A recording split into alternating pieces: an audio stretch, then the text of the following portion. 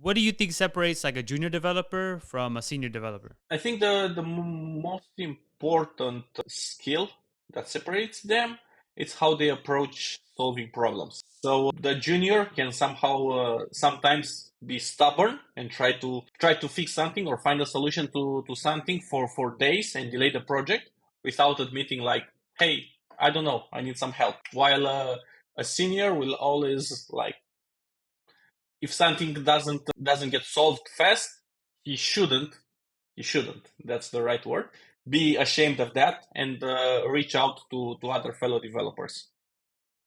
Ah. That's how I see it. And of course, asking the right questions. Like the junior may be more inclined to ask technical questions to persons that are not technical, and then he will end up with some bad requirements. While a senior will understand also the business part, the end user interface, and ask more advanced questions from which he can subtract the right technical decisions. Yeah. What would you recommend for like improving that for like let's say a junior developer? How can they get better at those? From my experience, you just need to experiment. To experiment with as much things as possible. If you're working in a company in a product company on a single project, you can experiment doing your hobby projects with other technologies and see how they interact. Or maybe you can do like a drill where you are the business owner and have some business idea and then somehow try to communicate it with the developer. I'm not aware of any book, but probably there are some articles out there on this as well. Maybe better drills. Yeah. What would you say are the differences between like a lead and a senior iOS dev? Yeah, so this is on the career ladder.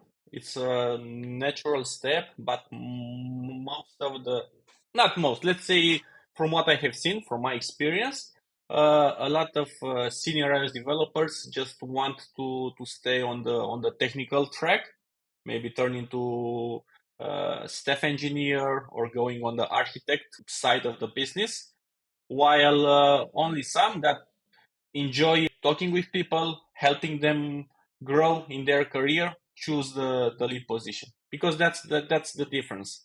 I mean, after you reach the maximum technical level that you can reach, what's up next? I mean, you can either go into architecture, you need to go one layer above, seeing the bigger picture, or you can just try to grow your team and create the most productive team. Which do you prefer? Well, I'm um, I'm hands-on. I prefer both. I mean, I like programming a lot. I like architecture, but I also like talking with people and helping them grow as well. Because, like the old men say, after you reach a certain age, you just want to give back something. So that's why I started writing on Twitter and LinkedIn as well. I'm just trying to give something back from what I have learned. And what advice do you typically give like let's say somebody who's like very early in their career? What do you typically tell them? I just tell them to practice a lot. That's it. I mean, you can read 100 books. If you don't practice any, that's equal to zero. And it Yeah, happens that's to true. me also. I mean, I'm reading, for example, a book on architecture or refactoring. If I'm reading more than 10, 20 pages and I don't actually code something or try something out, maybe like, I don't know, map a diagram or something like that. I mean, actual exercise, then it will just flow away. Yeah, that's it. That's very true. And I try to like make sure I have like a project or something if I'm learning something that I can apply it to. Yeah, especially now with the Swift UI, you always need like, if you're reading two lines from one book, you just need to apply it instantly. Yeah. Have you seen any like major changes or trends in mobile development in like the past few years? Well, there is this fight with the cross platforms. I've Oh, tried them since the beginning. It was Titanium and then Xamarin in C Sharp. And then after playing with them, I just threw them away. And then I think we have React. and then Flutter, the new cool kid. I've experienced with Flutter as well, and compared to other cross-platform frameworks, it's quite different.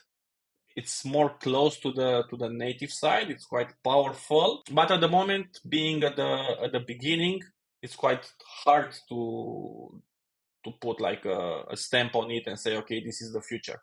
I mean, everybody is trying to do progress, is trying to go towards declarative UI and declarative programming. Yeah. That's why Flutter, Swift UI, and then we have in Android the, how is it called? It's Yeah, I Compose, don't. Jetpack, something. Yeah, Jetpack Jetpack. Yeah, Compose. yeah, yeah. Exactly. So everybody is working towards this direction to simplify the development. Now, I don't know if there will be a winner in the end or not, but for now, there is plenty of room for everyone.